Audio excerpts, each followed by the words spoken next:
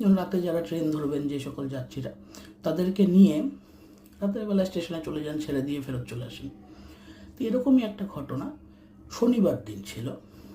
তো সেই এরিয়াটা খুব ফাঁকা, এবং আগে যে হিস্ট্রি আমরা শুনেছি, সেই জায়গাটায় খুব আগে খুব ছিনতাই হতো একসময়, অনেক দিন আগের কথা বলছি, এই ছিনতাইয়ের ঘটনাগুলো অনেক দিন আগের। এখন আর তেমন কোনো ব্যাপার নেই। তো এই কিছুদিন আগের যে ঘটনাটার কথা বলবো আজকে, সেইটাতে হচ্ছে তো যে টোটো চালাতেন এক ভদ্রলোক, তিনি টোটো নিয়ে নিউ কুচবিহার স্টেশনে যাত্রী নামাতে গেছেন। তো উনি যখন ফিরে আসছেন তখন প্রায় রাত 2টো থেকে 2:15 নাগাদ বাজে। তো উনি ফিরে আসার সময় খালি টোটো ফিরে আসছে, তখন কোনো অসুবিধা নেই। এবার যখন ফেরত আসছেন, সেই সময় উনি দেখছেন ওই আনারস বাগানের যে এলাকাটা, সেই এলাকাতে একজন পুরুষ দাঁড়িয়ে আছে।